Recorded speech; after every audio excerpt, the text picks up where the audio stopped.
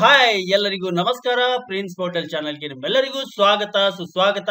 ನಾನು ನಿಮ್ಮ ಆತ್ಮೀಯ ಅಶೋಕ್ ಕುಮಾರ್. ವೀಕ್ಷಕರೇ, ಇವತ್ತಿನ ವಿಡಿಯೋದಲ್ಲಿ ಒಂದು ದೊಡ್ಡ ಬ್ರೇಕಿಂಗ್ ನ್ಯೂಸ್ ನಿಮಗಾಗಿ ಇದೆ ವೀಕ್ಷಕರೇ. ಈ ಬ್ರೇಕಿಂಗ್ ನ್ಯೂಸ್ ನೀಡಲು ನಾನು ಹಾಜರಾಗಿದ್ದೀನಿ, ನಿಮ್ಮ ಅಶೋಕ್ ಕುಮಾರ್. ವೀಕ್ಷಕರೇ, ಗವರ್ಮೆಂಟ್ ಆಫ್ ಕರ್ನಾಟಕ, ನಮ್ಮ ಕರ್ನಾಟಕ ಸರ್ಕಾರದಿಂದ ಅತಿ ಶೀಘ್ರದಲ್ಲೇ ನಮ್ಮ ಕರುನಾಡಿನಲ್ಲಿ ಪಾದಾರ್ಪಣೆ ಮಾಡ್ತಾ ಇರುವಂತ 7ನೇ ವೇತನ ಆಯೋಗದ ಕುರಿತಾಗಿ ಒಂದು ಭರ್ಜರಿ ಮಾಹಿತಿ ನೀಡ್ತಾ ಇದ್ದೀನಿ ವೀಕ್ಷಕರೇ. ದಯವಿಟ್ಟು ಈ ವಿಡಿಯೋ ಸಂಪೂರ್ಣವಾಗಿ ನೀವು ವೀಕ್ಷಣೆ ಮಾಡಲೇಬೇಕು. ಸ್ಕಿಪ್ ಮಾಡಿ ನೋಡಿದ್ರೆ ಮಾಹಿತಿ ನಿಮಗೆ ಅಪೂರ್ಣ ಆಗೋದ್ರಲ್ಲಿ ಎರಡು ಮಾತಿಲ್ಲ. ಹಾಗಾದ್ರೆ ಈ ವಿಡಿಯೋ ನೀವು ಸಂಪೂರ್ಣವಾಗಿ ನೋಡುವ ಜವಾಬ್ದಾರಿ ನಿಮ್ದಾಗತ್ತೆ ವೀಕ್ಷಕರೇ. 7ನೇ ವೇತನ ಆಯೋಗದಲ್ಲಿ ನೀವೆಲ್ಲರೂ 2 ವರ್ಷದಿಂದ ಆಕ್ಚುಲಿ 2022ರಲ್ಲೇ ಜಾರಿಯಾಗಬೇಕಾಗಿದ್ದ ಈ 7ನೇ ವೇತನ ಆಯೋಗ ಪೆಂಡಿಂಗ್ ಆಗಿ ಇನ್ನೂವರೆಗೂ ನಮ್ಮ ಕರುನಾಡಿನಲ್ಲಿ ಅನುಷ್ಠಾನಕ್ಕೆ ಬಂದಿಲ್ಲ. ಇದು ನಮ್ಮೆಲ್ಲ ನೌಕರರ ಬಳಗಕ್ಕೆ ಬಹಳಷ್ಟು ಬೇಜಾರು ತಂದಿರುವಂತಹ ಒಂದು ವೇತನ ಆಯೋಗ. ಈ 7ನೇ ವೇತನ ಆಯೋಗ ಕರ್ನಾಟಕದಲ್ಲಿ ಜಾರಿಯಾದರೆ ಸರ್ವ ನೌಕರರ ಮಂಡಳಿ ಮತ್ತು ನಿವೃತ್ತರ ಮಂಡಳಿಗೆ ಬಹಳಷ್ಟು ಹೆಲ್ಪ್ ಆಗಲಿದೆ ವೀಕ್ಷಕರೇ. ಹಾಗಾದ್ರೆ ಇವತ್ತಿನ ವಿಡಿಯೋದಲ್ಲಿ ಈ 7ನೇ ವೇತನ ಆಯೋಗದ ಮಾಹಿತಿ ನಾನು ನಿಮ್ಮ ಮುಂದೆ ಇಡ್ತಾ ಇದ್ದೀನಿ. ಅದೇನಂದ್ರೆ ವಿಷಯ ಏನಂದ್ರೆ 7ನೇ ವೇತನ ಆಯೋಗದಲ್ಲಿ ವೇತನ ಆಯೋಗದ ವರದಿ ಜಾರಿ, ಸರ್ಕಾರಿ ನೌಕರರ ಪರ ನಿಂತ ಪ್ರತಿಪಕ್ಷಗಳು. ನಮ್ಮ ಕರ್ನಾಡಿನಲ್ಲಿ ಜಾರಿಯಾಗದ ಈ 7ನೇ ವೇತನ ಆಯೋಗಕ್ಕೆ ಹಲವಾರು ಕಾರಣಗಳು ಇವೆ. ಅದೇನಂತ ನಾನು ನಿಮಗೆ ಇವತ್ತಿನ ವಿಡಿಯೋದಲ್ಲಿ ಸವಿಸ್ತಾರವಾಗಿ ಮಾಹಿತಿ ನೀಡ್ತಾ ಇದ್ದೀನಿ. ಮತ್ತು ಈ ಸರ್ಕಾರಿ ನೌಕರರ ಪರ ಪ್ರತಿಪಕ್ಷಗಳು ಏಕೆ ನಿಂತಿದೆ, ಏನು ಕಾರಣ ಇದೆ, ಏನು ಮಾಹಿತಿಗಳು ಬಂದಿದೆ, ಏನು ಡೆವಲಪ್ಮೆಂಟ್ಸ್ ಆಗಿದೆ ಅಂತ ನಾನು ನಿಮಗೆ ಸವಿಸ್ತಾರವಾಗಿ ಎಕ್ಸ್ಪ್ಲೇನ್ ಮಾಡ್ತೀನಿ. ಬಹಳಷ್ಟು ಕುತೂಹಲಕಾರಿ ಉಳ್ಳಂತ ಅಂಶಗಳು ನಮಗೆ ಲಭ್ಯವಿರುತ್ತೆ ವೀಕ್ಷಕರೇ. ದಯವಿಟ್ಟು ಯಾರು ಸ್ಕಿಪ್ ಮಾಡಬೇಡಿ. ಸ್ಕಿಪ್ ಮಾಡಿ ನೋಡಿದ್ರೆ ನಿಮಗೆ ಮಾಹಿತಿ ಅಪೂರ್ಣ ಆಗೋದ್ರಲ್ಲಿ ಡೌಟೇ ಇಲ್ಲ, ಖಂಡಿತ ಆಗತ್ತೆ. ಆದ್ದರಿಂದ ಮೊದಲನಿಂದ ಕೊನೆವರೆಗೂ ವೀಕ್ಷಣೆ ಮಾಡಿ ಅಂತ ಹೇಳ್ತಾ, ಗವರ್ಮೆಂಟ್ ಆಫ್ ಕರ್ನಾಟಕ, ನಮ್ಮ ಕರುನಾಡ ಸರ್ಕಾರದಲ್ಲಿ ಆಗುವಂತಹ ಡೆವಲಪ್ಮೆಂಟ್ಸ್ ಬಗ್ಗೆ ಇವತ್ತಿನ ವಿಡಿಯೋ ಅಪ್ಡೇಟ್ ನಿಮ್ ಮುಂದೆ ಇಡ್ತಾ ಇದ್ದೀನಿ. 7th ಪೇ ಕಮಿಷನ್ 2024 ಖಂಡಿತ ನಮ್ಮ ಕರ್ನಾಟಕದಲ್ಲಿ ಅತಿ ಶೀಘ್ರದಲ್ಲೇ ಈ 7ನೇ ವೇತನ ಆಯೋಗ ಜಾರಿಯಾಗತ್ತೆ. ಆದ್ರೆ ಯಾಕೆ ಡಿಲೇ ಆಗ್ತಾ ಇದೆ, ಯಾಕೆ ಈ ನಮ್ಮ ಪ್ರತಿಪಕ್ಷಗಳು ಫೋರ್ಸ್ ಮಾಡ್ತಾ ಇದೆ ಸರ್ಕಾರಕ್ಕೆ 7ನೇ ವೇತನ ಆಯೋಗ ಜಾರಿ ಮಾಡ್ಲೇಬೇಕಾಗತ್ತೆ? ಯಾಕಂದ್ರೆ ಸರ್ಕಾರದ ಪರ ನಿಂತ್ರೆ ಅವರಿಗೂ ರಾಜಕೀಯ ಲಾಭಗಳು ಆಗತ್ತೆ, ಅದು ಅವರ ಒಂದು ಸ್ವಇಚ್ಛೆ.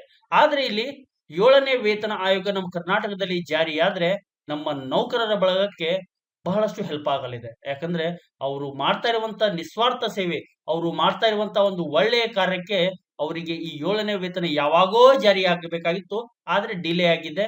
ಅದಕ್ಕೆ ಖಂಡಿತ ನಮ್ಮ ಕರುನಾಡಿನಲ್ಲಿ ಅತಿ ಶೀಘ್ರದಲ್ಲೇ ಆಗತ್ತೆ. ಇವತ್ತಿನ ಈ ಸ್ಪೆಷಲ್ ಮಾಹಿತಿ ನಿಮ್ಮ ಮುಂದೆ ಇಡ್ತಾ ಇದ್ದೀನಿ, ದಯವಿಟ್ಟು ವಿಡಿಯೋ ವಾಚ್ ಮಾಡಿ. ಹಾಗಾದ್ರೆ ಪ್ರಿನ್ಸ್ ಹೋಟೆಲ್ ಚಾನಲ್ ಇದು ನಿಮ್ಮ ಚಾನಲ್, ಮೊದಲನೇ ಬಾರಿಗೆ ಅಥವಾ ಸಬ್ಸ್ಕ್ರೈಬ್ ಮಾಡದೇ ಇದ್ರೆ ದಯವಿಟ್ಟು ಟಕ್ ಅಂತ ಸಬ್ಸ್ಕ್ರೈಬ್ ಮಾಡ್ಕೊಳ್ಳಿ. ಮತ್ತು ಸೈಡ್ಗೆ ಒಂದು ಬೆಲ್ ಬಟನ್ ಕೂಡ ಬರುತ್ತೆ, ಗಂಟೆಯ ಒಂದು ಚಿತ್ರ. ಆ ಚಿತ್ರದ ಮೇಲೆ ಆಲ್ ಅಂತ ನೀವು ಆನ್ ಮಾಡ್ಕೊಂಡ್ರೆ ಪ್ರಿನ್ಸ್ ಹೋಟೆಲ್ ಚಾನಲ್ ವತಿಯಿಂದ ಬರುವಂತ ಎಲ್ಲ ಹೊಸ ಹೊಸ ಅಪ್ಡೇಟ್ಗಳು ನಿಮ್ಮ ಮೊಬೈಲ್ ಸ್ಕ್ರೀನ್ ಮೇಲೆ ನೋಟಿಫಿಕೇಶನ್ ಮುಖಾಂತರ ರಿಫ್ಲೆಕ್ಟ್ ಆಗುತ್ತೆ. ಅದನ್ನು ಕ್ಲಿಕ್ ಮಾಡಿ ವೀಕ್ಷಣೆ ಮಾಡಬಹುದು ಮತ್ತು ಒಳ್ಳೆಯ ಇನ್ಫಾರ್ಮೇಶನ್ ನೀವು ಪಡ್ಕೋಬಹುದು. ಇಷ್ಟ ಹೇಳ್ತಾ ವೀಕ್ಷಕರೇ, 7ನೇ ವೇತನ ಆಯೋಗದಲ್ಲಿ ನಮ್ಮ ಕರುನಾಡ ನೌಕರರು, ಅವರ ಜೊತೆ ನಿಂತ ಪ್ರತಿಪಕ್ಷಗಳು. ಹಾಗಾದ್ರೆ ಮಾಹಿತಿ ಹೇಳ್ತಾ ಇದ್ದೀನಿ, ದಯವಿಟ್ಟು ವಿಡಿಯೋ ಫಾಲೋ ಮಾಡಿ. ಪ್ರಿನ್ಸ್ ಹೋಟೆಲ್ ಚಾನಲ್ ನೋಡ್ತಾ ಇರ್ತಕ್ಕಂಥ ಎಲ್ಲ ವೀಕ್ಷಕರಿಗೆ ಮತ್ತೊಮ್ಮೆ ಪ್ರಿನ್ಸ್ ಹೋಟೆಲ್ ಚಾನಲ್ಗೆ ಸ್ವಾಗತ ಸುಸ್ವಾಗತ. 7th ಪೇ ಕಮಿಷನ್ 7ನೇ ವೇತನ ಆಯೋಗ ನಮ್ಮ ರಾಜ್ಯದಲ್ಲಿ ಆಗ್ತಾ ಇರುವಂತಹ ಡೆವಲಪ್ಮೆಂಟ್ಸ್ ಬಗ್ಗೆ ನಾನು ಹಲವಾರು ಮಾಹಿತಿಯನ್ನು ನೀಡ್ತಾ ಬಂದಿದ್ದೇನೆ. ಇವತ್ತಿನ ಈ ವಿಶೇಷ ಮಾಹಿತಿ ಏನಂದ್ರೆ, ವೇತನ ಆಯೋಗದ ವರದಿ ಜಾರಿ, ಸರ್ಕಾರಿ ನೌಕರರ ಪರ ನಿಂತ ಪ್ರತಿಪಕ್ಷಗಳು. ಖಂಡಿತವಾಗ್ಲೂ ಪ್ರತಿಪಕ್ಷ ಸರ್ಕಾರಿ ನೌಕರರ ಪರ ನಿಲ್ಬೇಕಾಗತ್ತೆ. ಯಾಕಂದ್ರೆ 7ನೇ ವೇತನ ಆಯೋಗ ಡಿಲೇ ಆಗ್ತಾ ಇರೋದು ಯಾರಿಗೂ ಒಂದು ಸಮಾಧಾನ ತಂದಿಲ್ಲ. ಆಕ್ಚುಲಿ ನಮ್ಮ ಈ ಸರ್ಕಾರ ಬಂದಿದ್ದು ನಮ್ಮ ನೌಕರರಿಗೆ ಆಶ್ವಾಸನೆ ಕೊಟ್ಟು 7ನೇ ವೇತನ ಆಯೋಗ ಬಂದ ಕೂಡಲೇ ನಾವು ಜಾರಿ ಮಾಡ್ತೇವೆ ಅಂತ. ಆದ್ರೆ ಇನ್ನು ಡಿಲೇ ಆಗ್ತಾ ಇರೋದು ನಮ್ಮ ನೌಕರರಿಗೆ ಕೆಂಗಣಿಗೆ ಗುರಿ ಆಗ್ತಾ ಇದೆ ಈ ಸರ್ಕಾರ. ಹಾಗಾದ್ರೆ ಇಲ್ಲಿ ಸ್ಯಾಟರ್ಡೆ ಜುಲೈ 13, 2024 10:27ಕ್ಕೆ ಇಂಡಿಯನ್ ಸ್ಟ್ಯಾಂಡರ್ಡ್ ಟೈಮ್ ಪ್ರಕಾರ ಅಪ್ಡೇಟ್ ಆಗಿರುವಂತಹ ಈ ಮಾಹಿತಿ ನಿಮ್ಮ ಮುಂದೆ ನಾನು ವ್ಯಕ್ತಪಡಿಸ್ತಾ ಇದ್ದೀನಿ ವೀಕ್ಷಕರೇ. ಬೆಂಗಳೂರು ಜುಲೈ 13, ಕರ್ನಾಟಕದ ಸರ್ಕಾರಿ ನೌಕರರು ಕೆ ಸುಧಾಕರ್ ರಾವ್ ನೇತೃತ್ವದ ರಾಜ್ಯ 7ನೇ ವೇತನ ಆಯೋಗದ ವರದಿ ಶಿಫಾರಸು ಜಾರಿಗೊಳಿಸಿಲ್ಲ ಎಂದು ಸರ್ಕಾರದ ವಿರುದ್ಧ ಅಸಮಾಧಾನಗೊಂಡಿದ್ದಾರೆ. ಸಹಜವಾಗಿ ಅಸಮಾಧಾನಗೊಳ್ಳಲೇಬೇಕಾಗತ್ತೆ. ಯಾಕಂದ್ರೆ ಎರಡು ವರ್ಷದಿಂದ ಕಾದು ಕಾದು ಕಾದು ನಮ್ಮ ನೌಕರರು ಬೇಸತ್ತು ಹೋಗಿದ್ದಾರೆ. 7ನೇ ವೇತನ ಆಯೋಗ ಅನುಷ್ಠಾನ ಆಗದೇ ಇರೋದಕ್ಕೆ ಅವರು ಹಲವಾರು ಕಷ್ಟಗಳನ್ನು ಪಡ್ತಾ ಇದ್ದಾರೆ. ಮೊದಲನೇದಾಗಿ ಅವರ ದೈನಂದಿನ ಜೀವನಕ್ಕೆ ಬಹಳಷ್ಟು ಕಷ್ಟ ಆಗ್ತಾ ಇದೆ. ಮನೆ ಬಾಡಿಗೆ, ಮೊಬೈಲ್ ರಿಚಾರ್ಜ್, ಅವರ ಟ್ರಾನ್ಸ್ಪೋರ್ಟ್ ಚಾರ್ಜ್, ಅವರ ಮನೆ ಖರ್ಚು ಎಲ್ಲ ಮಾಡ್ಬೇಕಾಗಿರೋದು ಈಗಿನ ಈ ದುಬಾರಿ ಜಾಯಮಾನದಲ್ಲಿ ಅವರಿಗೆ ಬಹಳಷ್ಟು ಕಷ್ಟ ಆಗ್ತಾ ಇದೆ. ಮತ್ತು ಇನ್ನೊಂದು ತೊಂದರೆ ಏನಂದ್ರೆ, ಸರ್ಕಾರದಲ್ಲಿ ಖಾಲಿ ಇರುವಂತಹ ನೌಕರಿ 2.60 ಲಕ್ಷಗಳು ಹುದ್ದೆಗಳು ಖಾಲಿ ಇದೆ. ಆ ಖಾಲಿ ಇರುವಂತಹ ಹುದ್ದೆಗಳನ್ನ ಕೆಲಸವನ್ನು ಸಹ ಸದ್ಯದ ನೌಕರರು ಮಾಡ್ತಾ ಇದ್ದಾರೆ. ಅವರಿಗೆ ಡಬಲ್ ವರ್ಕ್ ಆಗ್ತಾ ಇದೆ. ಆದ್ದರಿಂದ ಈ ಒಂದು ಅವರ ಮಾಡ್ತಾ ಇರುವಂತ ಕೆಲಸ ಡಬಲ್ ಆದ್ರೆ ಇಲ್ಲಿ ವೇತನ ಆಯೋಗ ಜಾರಿ ಮಾಡದೇ ಇರುವುದು ಒಂದು ಬೇಜಾರಾಗಿರುತ್ತೆ. ಆಕ್ಚುಲಿ 2.60 ಲಕ್ಷ ಹುದ್ದೆಗಳು ಖಾಲಿ ಇದೆ. ಅವರಿಗೆ ಒಂದ್ ವೇಳೆ ಅವರಿಗೆ ನೌಕರಿಗೆ ತಗೊಂಡ್ರೆ 8,500 ಕೋಟಿ ರೂಪಾಯಿ ವಾರ್ಷಿಕ ಉಳಿತಾಯ ಆಗತ್ತೆ. ಆ ಉಳಿತಾಯ ಮಾಡ್ತಾ ಇರುವಂತ ಈ ಸದ್ಯದ ನೌಕರರು ಕ್ವಶನ್ ಮಾಡ್ತಾ ಇದ್ದಾರೆ, ಯಾಕೆ ಇಷ್ಟು ನಾವು ಉಳಿತಾಯ ಮಾಡ್ತಾ ಇದ್ರು ನಮಗೆ ವೇತನ ಆಯೋಗ ಜಾರಿ ಆಗ್ತಾ ಇಲ್ಲ. ಹುದ್ದೆ ಅಂತೂ ಅವರು ತುಂಬ್ತಾ ಇಲ್ಲ, ಆದ್ರೂ ಇಷ್ಟು ಉಳಿತಾಯ ಆದ್ರೂ ಕೆಲಸ ಮಾಡಿದರೂ 7ನೇ ವೇತನ ಆಯೋಗ ಜಾರಿ ಆಗ್ತಾ ಇಲ್ಲ ಅಂತ ಅವರು ಸರ್ಕಾರ ವಿರುದ್ಧ ಅಸಮಾಧಾನಗೊಂಡಿದ್ದು ಸಹಜ. ಜುಲೈ 15ರಿಂದ ವಿಧಾನಸಭೆ ಮುಂಗಾರು ಅಧಿವೇಶನ ನಡೀತಾ ಇದೆ. 15ರಿಂದ 26ರವರೆಗೆ ಈ ಮುಂಗಾರು ಅಧಿವೇಶನ ಇದೆ. ಪ್ರತಿಪಕ್ಷಗಳಿಗೆ ಸರ್ಕಾರ ವಿರುದ್ಧ ಹೋರಾಟಕ್ಕೆ ಅಸ್ತ್ರವೊಂದು ಸಿಕ್ಕಿದೆ. ಸಹಜವಾಗಿ ಯಾವುದೇ ಕೆಲಸ ಸರ್ಕಾರ ಮಾಡಬೇಕಾಗಿದ್ದ ಕೆಲಸ ಮಾಡದೇ ಇದ್ರೆ ಅದು ಪ್ರತಿಪಕ್ಷಗಳಿಗೆ ಒಂದು ಅಸ್ತ್ರನೇ ಆಗಿರುತ್ತೆ. ಸರ್ಕಾರಿ ನೌಕರರು 7ನೇ ವೇತನ ಆಯೋಗದ ವರದಿ ಜಾರಿಗೊಳಿಸಲು ಆಗ್ರಹಿಸಿ ಅನಿರ್ದಿಷ್ಟಾವಧಿ ಮುಷ್ಕರಕ್ಕೆ ಕರೆ ನೀಡಿದ್ದಾರೆ. ಈಗ ಒಂದು ಹಂತದಲ್ಲಿ ಪ್ರಾರಂಭ ಆಗಿದೆ. ಅದು ಜಿಲ್ಲಾ ತಾಲೂಕು ಕೇಂದ್ರಗಳಲ್ಲಿ ಅವರು ಜನಪ್ರತಿನಿಧಿಗಳಿಗೆ ಭೇಟಿ ಮಾಡಿ ವರದಿ ಜಾರಿಗೆ ಸರ್ಕಾರವನ್ನು ಆಗ್ರಹಿಸಬೇಕು ಎಂದು ಮನವಿ ಸಲ್ಲಿಕೆ ಮಾಡ್ತಾ ಇದ್ದಾರೆ. ಅಷ್ಟರ ಒಳಗಾಗಿ ಈಗ 2 ದಿನದಲ್ಲಿ ಅಂದ್ರೆ ಈಗ 13, 14, 15ನೇ ತಾರೀಕಿಗೆ ಜುಲೈ 15ಕ್ಕೆ ಅಧಿವೇಶನ ಸ್ಟಾರ್ಟ್ ಆಗತ್ತೆ. ಈಗ 14ನೇ ತಾರೀಕು ಒಳಗಾಗಿ ಸರ್ಕಾರ ಏನಾದ್ರೂ ಅನೌನ್ಸ್ ಮಾಡಿದ್ರೆ ಎಲ್ಲ ರಿಲ್ಯಾಕ್ಸ್ ಆಗ್ತಾರೆ. ಒಂದ್ ವೇಳೆ 1 ಡೇ ಗ್ಯಾಪ್ ಮಾಡಿದ್ರೆ ಈ ಚರ್ಚೆ ಅಧಿವೇಶನದಲ್ಲಿ ಆಗ್ಬೇಕು. ಒಂದ್ ವೇಳೆ ಆಗದೇ ಇದ್ರೆ ಇಲ್ಲಿ 2ನೇ ಹಂತದ ಒಂದು ಮುಷ್ಕರವನ್ನು ಪ್ರಾರಂಭ ಮಾಡುವುದರಲ್ಲಿ ಡೌಟೇ ಇಲ್ಲ. ಸರ್ಕಾರಿ ನೌಕರರು ಅವರು ಬಿದ್ರೆ ಯಾರೇ ಉಳಿಯಲ್ಲ, ಇಲ್ಲಿ ಸರ್ಕಾರ ಕೂಡ ಉಳಿಯಲ್ಲ. ಮುಂದೆ ಅವರು ಪಶ್ಚಾತ್ತಾಪ ಪಡಬೇಕಾಗತ್ತೆ. ಇದು ಎಚ್ಚರಿಕೆ ಅಲ್ಲ, ಇದು ಈ ವಿಡಿಯೋ ಮುಖಾಂತರ ಪ್ರಿನ್ಸ್ ಪೋರ್ಟಲ್ ಚಾನೆಲ್ ಮುಖಾಂತರ ನಾನು ಸದ್ಯಕ್ಕೆ ಇರುವಂತ ಸರ್ಕಾರಕ್ಕೆ ಒಂದು ರಿಕ್ವೆಸ್ಟ್ ಕೂಡ ಮಾಡ್ತಾ ಇದ್ದೀನಿ. ನೀವು ನುಡಿದಂತೆ ನಡೆದಂತ ಸರ್ಕಾರ ಅಂತ ಹೇಳಿದ್ರಿ, ನೀವು ಮಾಡಿದ್ರೆ 7ನೇ ವೇತನ ಆಯೋಗ ಜಾರಿ ಮಾಡಿದ್ರೆ ನಮ್ಮ ನೌಕರರಿಗೆ, ನಮ್ಮ ನೌಕರರ ಬಳಗಕ್ಕೆ ಬಹಳಷ್ಟು ಹೆಲ್ಪ್ ಆಗಲಿದೆ ಅಂತ ನನ್ನ ಒಂದು ಅಭಿಪ್ರಾಯ. ನನ್ನ ಈ ಸಲಹೆ ಅಭಿಪ್ರಾಯವನ್ನು ನೀವು ಪಾಲಿಸ್ತೀರಾ ಎಂಬ ಒಂದು ಆಶಾಭಾವನೆಯೊಂದಿಗೆ ನಮ್ಮ ನೌಕರರ ಪರವಾಗಿ ನಾನು ಮಾತಾಡ್ತಾ ಇದ್ದೀನಿ. ವಿಧಾನಸಭೆಯ ಮುಂಗಾರು ಅಧಿವೇಶನ ಜುಲೈ 15ರಿಂದ 26ರವರೆಗೆ ನಡೆಯಲಿದೆ. ಮೂಡಾ ಹಗರಣ, ಕರ್ನಾಟಕ ಮಹರ್ಷಿ ವಾಲ್ಮೀಕಿ ಅಭಿವೃದ್ಧಿ ನಿಗಮದ ಅಕ್ರಮ ಸೇರಿದಂತೆ ವಿವಿಧ ವಿಷಯಗಳು ಪ್ರತಿಪಕ್ಷಗಳ ಬತ್ತಳಿಕೆಯಲ್ಲಿದ್ದು, ಇದಕ್ಕೆ ಸರ್ಕಾರಿ ನೌಕರರಿಗೆ ಮಾಡುತ್ತಿರುವ ಅನ್ಯಾಯದ ವಿಷಯವೂ ಸೇರಿಕೊಂಡಿದೆ. ಈಗ ರೀಸೆಂಟ್ ಆಗಿ ಬರ್ತಾ ಇರುವಂತಹ ಒಂದು ಮೂಡಾ ಹಗರಣ, ಇಲ್ಲಿ ನಮ್ಮ ಮಹರ್ಷಿ ವಾಲ್ಮೀಕಿ ಅಭಿವೃದ್ಧಿ ನಿಗಮದಲ್ಲಿ ಆಗಿರುವಂತಹ ಒಂದು ಹಗರಣ, ಅದು ಎಲ್ಲ ಈಗ ಇನ್ವೆಸ್ಟಿಗೇಷನ್ ನಡೀತಾ ಇದೆ. ಅದರಲ್ಲಿ ನಮ್ಮ ಸರ್ಕಾರಿ ನೌಕರರಿಗೂ ಆಗ್ತಾ ಇರುವಂತ ಈ ಅನ್ಯಾಯ ಕೂಡ ನೋಡಿ. ಸರ್ಕಾರಿ ನೌಕರರ ಸಂಖ್ಯೆ ಬಹಳಷ್ಟು ಜಾಸ್ತಿ ಸಂಖ್ಯೆಯಲ್ಲಿದೆ.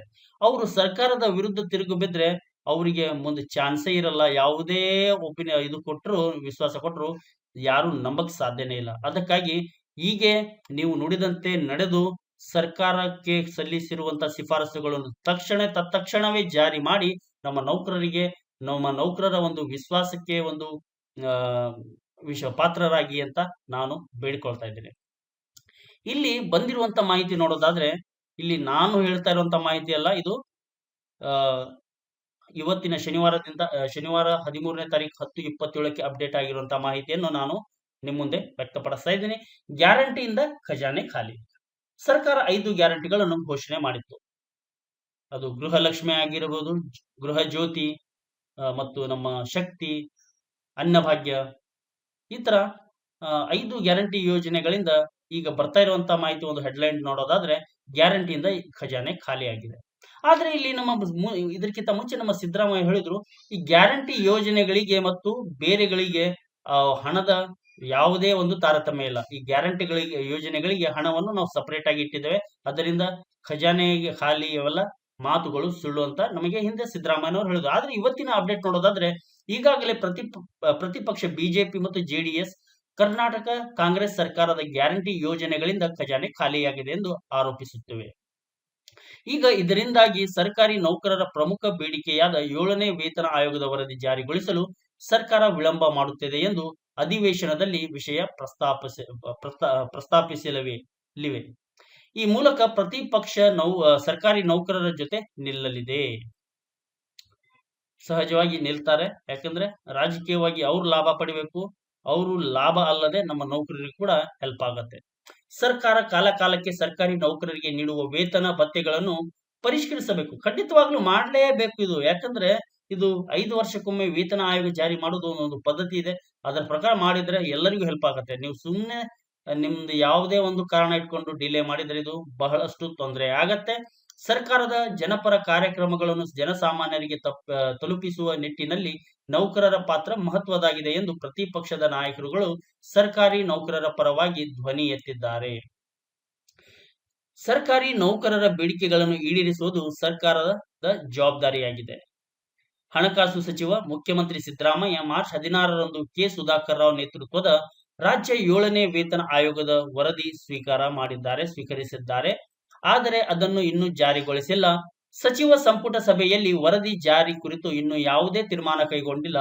ಈ ವಿಚಾರದಲ್ಲಿ ಪ್ರತಿಪಕ್ಷಗಳು ಸರ್ಕಾರ ವಿರುದ್ಧ ಟೀಕೆಗಳನ್ನು ನಡೆಸುವ ನಿರೀಕ್ಷೆ ಇದೆ ಅಂತ ಮಾಹಿತಿ ಕೂಡ ಅಪ್ಡೇಟ್ ಬರ್ತಾ ಇದೆ ವೀಕ್ಷಕರೇ.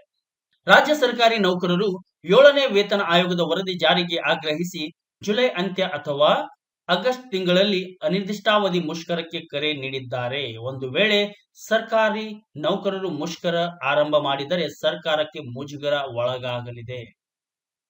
ಬಹಳಷ್ಟು ತೊಂದರೆಯಲ್ಲಿ ಸರ್ಕಾರ ಸಿಲುಕ್ತಾರೆ. ಯಾಕಂದ್ರೆ ಅವರೇ ಹೇಳಿದ್ದು ಬಂದ ಕೂಡಲೇ ನಾವು 7ನೇ ವೇತನ ಆಯೋಗ ಜಾರಿ ಮಾಡ್ತೇವೆ ಅಂತ. ಕೋಡ್ ಆಫ್ ಕಂಡಕ್ಟ್ ಇರೋ ಕಾರಣ ನಾವು ಮಾಡಲ್ಲ, ಅದಕ್ಕೆ ಬಂದ ಕೂಡಲೇ ಮಾಡ್ತೇವೆ ಅಂತ. ಆದ್ರೆ ಇಷ್ಟು ಡಿಲೇ ಮಾಡ್ತಾ ಇರೋದು ಇದು ಸಹಜವಾಗಿ ನಮ್ಮ ನೌಕರರಿಗೆ ಬಹಳಷ್ಟು ಬೇಜಾರಾಗಿರುತ್ತೆ. ಮುಖ್ಯಮಂತ್ರಿ ಸಿದ್ದರಾಮಯ್ಯ ಕೆ. ಸುಧಾಕರ್ ರಾವ್ ನೇತೃತ್ವದ ರಾಜ್ಯ 7ನೇ ವೇತನ ಆಯೋಗ ವರದಿಯನ್ನು ಹಣಕಾಸು ಇಲಾಖೆಗೆ ಸಲ್ಲಿಕೆ ಮಾಡಿದರು. ವರದಿ ಶಿಫಾರಸುಗಳನ್ನು ಹೇಗೆ ಜಾರಿಗೊಳಿಸಬಹುದು ಎಂದು ಅಧಿಕಾರಿಗಳು ಸಿದ್ದರಾಮಯ್ಯಗೆ ವರದಿ ನೀಡಿದ್ದಾರೆ. ಜುಲೈ 15ರಂದು ವಿಧಾನಸೌಧದಲ್ಲಿ ಸಚಿವ ಸಂಪುಟ ಸಭೆ ನಡೆಯಲಿದೆ. ಸಭೆಯಲ್ಲಿ ಈ ವರದಿಯನ್ನು ಸಿದ್ದರಾಮಯ್ಯ ಸಚಿವರಿಗೆ ವಿವರಿಸಿ ವರದಿ ಜಾರಿಗೆ ಸಚಿವರ ಅನುಮೋದನೆ ಪಡೆಯಲಿದ್ದಾರೆ. ಕಳೆದ 2 ಸಚಿವ ಸಂಪುಟ ಸಭೆಯಲ್ಲಿ ವರದಿ ಕುರಿತು ಸಚಿವರ ಮೌಖಿಕ ಅಭಿಪ್ರಾಯವನ್ನು ಸಿದ್ದರಾಮಯ್ಯ ಸಂಗ್ರಹ ಮಾಡಲಿದ್ದಾರೆ ಎಂಬ ಮಾಹಿತಿ ಕೂಡ ನಮಗೆ ಅಪ್ಡೇಟ್ ಆಗಿರುತ್ತೆ ವೀಕ್ಷಕರೇ. ಕಾಂಗ್ರೆಸ್ ಸರ್ಕಾರ ಸರ್ಕಾರಿ ನೌಕರರು ಅನಿರ್ದಿಷ್ಟಾವಧಿ ಮುಷ್ಕರ ನಡೆಸಿ ಸರ್ಕಾರಕ್ಕೆ ಆಗುವ ಮುಜುಗರ ತಪ್ಪಿಸಿಕೊಳ್ಳಲು ಆಗಸ್ಟ್ನಲ್ಲಿ 7ನೇ ವೇತನ ಆಯೋಗದ ವರದಿ ಜಾರಿಗೊಳಿಸಲಿದೆ ಎಂಬ ಮಾಹಿತಿ ಸದ್ಯಕ್ಕೆ ಲಭ್ಯವಾಗಿದೆ. ಖಂಡಿತವಾಗ್ಲೂ 7ನೇ ವೇತನ ಆಯೋಗ ಆಗಸ್ಟ್ನಲ್ಲಿ ಜಾರಿಯಾಗತ್ತೆ. ಆದ್ರೆ ಇಲ್ಲಿ ಒಂದು ವಿಷಯ ಏನಂದ್ರೆ, ಸರ್ಕಾರ ಮಾಡಿರುವಂತ 7ನೇ ವೇತನ ಆಯೋಗ ಸರ್ಕಾರಕ್ಕೆ ನೀಡಿರುವಂತ ಎಲ್ಲಾ ಶಿಫಾರಸುಗಳನ್ನು ಜಾರಿ ಮಾಡಲೇಬೇಕು. ಯಾಕಂದ್ರೆ ಬಹಳಷ್ಟು ಮುಖ್ಯವಾಗಿ ಈಗ ಕೇಂದ್ರಕ್ಕೆ ಮತ್ತು ಬೇರೆ ರಾಜ್ಯಗಳಿಗೆ ಕಂಪೇರ್ ಮಾಡಿದ್ರೆ ನಮ್ಮ ಕರ್ನಾಟಕದಲ್ಲಿ ನಮಗೆ ಏನು ಸಿಕ್ಕಿಲ್ಲ. ಈ ನೋಡಿ, ತಮಿಳುನಾಡು, ಆಂಧ್ರ ಇವೆಲ್ಲದರಲ್ಲಿ ಅವರಿಗೆ ಸಿಗ್ತಾ ಇರುವಂತ ವೇತನ ನಮ್ಮ ಕರ್ನಾಟಕದಲ್ಲಿ ವೇತನ ನೋಡೋದಾದ್ರೆ ಬಹಳಷ್ಟು ತಾರತಮ್ಯ ಇದೆ. ಕೇಂದ್ರ ವೇತನ ಆಯೋಗ 8ನೇ ವೇತನ ಆಯೋಗದಲ್ಲಿದೆ. ಅವರ ವೇತನ ನಮ್ಮ ವೇತನ ನೋಡಿದ್ರೆ ಕೆಲಸ ಸೇಮ್ ಆಗಿದೆ, ಆದ್ರೆ ವೇತನದಲ್ಲಿ ಬಹಳಷ್ಟು ಡಿಫರೆನ್ಸ್ ಆಗಿದೆ ಅಂತ ಹೇಳ್ತಾ ವೀಕ್ಷಕರೇ. ಆದ್ರೆ ಈ ಕುರಿತು ಸಚಿವ ಸಂಪುಟ ಸಭೆಯಲ್ಲಿ ಮೊದಲು ತೀರ್ಮಾನ ಕೈಗೊಳ್ಳಬೇಕಿದೆ. ಇಷ್ಟ ಹೇಳ್ತಾ ವೀಕ್ಷಕರೇ, ಇವತ್ತಿನ ವಿಡಿಯೋದಲ್ಲಿ ನಾನು ನಿಮಗೆ ನೀಡಿದಂತ ಮಾಹಿತಿ ನಿಮಗೆ ಪರಿಪೂರ್ಣವಾಗಿ ಇಷ್ಟ ಆಗಿದೆ ಅಂತ ಭಾವಿಸ್ತಾ ಇದ್ದೀನಿ. ಇಷ್ಟ ಆದ್ರೆ ಟಕ್ ಅಂತ ಲೈಕ್ ಕೊಡೋದನ್ನು ಮಾತ್ರ ಮರಿಬೇಡಿ. ಮತ್ತು ನೀವು ಯೂಸ್ ಮಾಡ್ತಾ ಇರುವಂತಹ social media platform WhatsApp, Instagram, Facebook, Telegram ಇತರೆ ಸೋಷಿಯಲ್ ಮೀಡಿಯಾ ಗ್ರೂಪ್ ನಲ್ಲಿ ಶೇರ್ ಮಾಡಿ ನನ್ನ ಈ ಪುಟ್ಟ ಪ್ರಯತ್ನಕ್ಕೆ ನಿಮ್ಮ ಬೆಂಬಲ ಸದಾ ನೀಡ್ತಾ ಇರಿ. ಹೀಗೆ ವಿಡಿಯೋ ನೋಡ್ತಾ ಇರಿ, ಎಲ್ಲರಿಗೂ ಶೇರ್ ಮಾಡ್ತಾ ಇರಿ. ಒಳ್ಳೆ ಮಾಹಿತಿ ಕೊಡುವ ಜವಾಬ್ದಾರಿ ನಂದಾಗಿತ್ತು, ಪ್ರೋತ್ಸಾಹ ಕೊಡುವ ಜವಾಬ್ದಾರಿ ನಿಮ್ದಾಗಬೇಕು. ಮುಂದಿನ ಸಂಚಿಕೆಯಲ್ಲಿ ಇನ್ನೊಂದು ಒಳ್ಳೆ ಇನ್ಫಾರ್ಮೇಶನ್ ಒಂದಿಗೆ ಹಾಜರಾಗ್ತೀನಿ. ಅಲ್ಲಿವರೆಗೂ ವಿರಾಮ ನೀಡಿ. ವಿಡಿಯೋ ನೋಡಿದ ಸಮಸ್ತ ಕರುನಾಡ ವೀಕ್ಷಕರಿಗೆ ಧನ್ಯವಾದಗಳನ್ನು ಸಲ್ಲಿಸುತ್ತಾ ವಿಡಿಯೋ ವೈಂಡ್ ಅಪ್ ಮಾಡ್ತಾ ಇದ್ದೀನಿ. ಜೈ ಹಿಂದ್, ಜೈ ಕರ್ನಾಟಕ, ಬಾರಿಸು ಕನ್ನಡ ಡಿಂಡಿಮುವ. ನಿಮ್ಮೆಲ್ಲರ ದಿನ ಶುಭವಾಗಲಿ. ನಮಸ್ಕಾರ.